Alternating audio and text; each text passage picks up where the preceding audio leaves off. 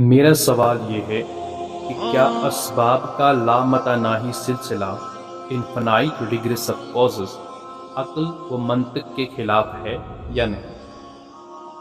کچھ لوگ کہتے ہیں کہ یہ کوئی منطقی غلطی نہیں، لیکن مسئلہ یہ ہے کہ جب آپ اسے غلط نہیں مانتے تو پھر آپ کو اس منطق کو آخر تک لے جانا پڑتا ہے۔ یہاں اکثر لوگ ایک مقام پر آ کر رک جاتے ہیں۔ وہ سوال کرتے ہیں کہ یہ پہاڑ کیسے وجود میں آئے، یہ زمین، یہ سمندر، یہ کائنات کیسے بنی؟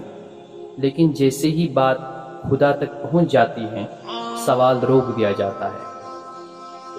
یہ نہیں پوچھا جاتا کہ اگر ہر چیز کسی سبب سے وجود میں آئی ہے تو پھر سب سے بڑے سبب کا سبب کیا ہے؟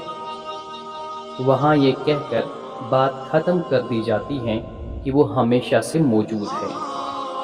اصل میں لامحدود اسباب کا سوال تب پیدا ہوتا ہے جب کائنات کی ابتدا کے بارے میں پوچھا جائے۔ جب سوال کیا جاتا ہے کہ کائنات کہاں سے آئی تو جواب دیا جاتا ہے کہ اس سے پہلے ایک اور کائنات تھی اور وہ کسی اور کائنات سے آئی۔ یوں سوال کا حقیقی جواب دینے کے بجائے اسے آگے دھکیل دیا جاتا ہے۔ پھر پوچھا جائے کہ اس سے پہلے والی کہاں سے آئی تو کہا جاتا ہے اس سے بھی پہلے ایک تھی۔ یہ سلسلہ اگر کبھی ختم نہ ہو تو یہی لامتناہی ریگریس ہے، انفینائٹ ریگریس آف کازز۔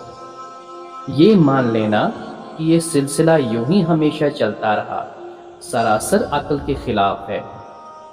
مثال کے طور پر فرض کریں آپ کو 100 روپے کی ضرورت ہے۔ آپ ایک شخص سے مانگتے ہیں، وہ کہتا ہے میرے پاس نہیں ہے، میں کسی اور سے لے آؤں گا۔ دوسرا بھی یہی کہتا ہے، پھر تیسرا اور پھر چوتھا۔ اگر یہ سلسلہ کبھی ختم نہ ہو تو کیا آپ کو پیسے ملیں گے؟ ہرگز نہیں۔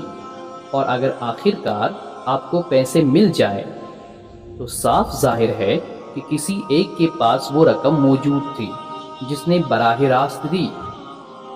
بالکل یہی معاملہ کائنات کا ہے۔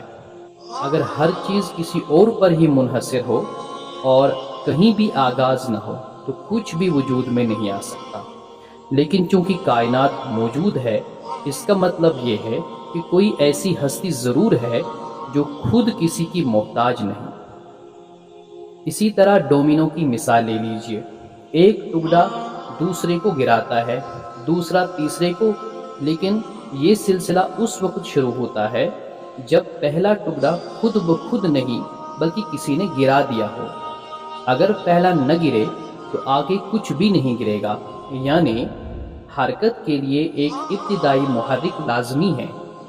لہٰذا یہ کہنا کہ اسباب کا سلسلہ لامحدود ہو سکتا ہے ایک منطقی غلطی ہے۔ اگر ہر چیز پیدا کی گئی ہو اور کوئی غیر مخلوق ہستی نہ ہو تو تخلیق کبھی واقع ہی نہ ہو۔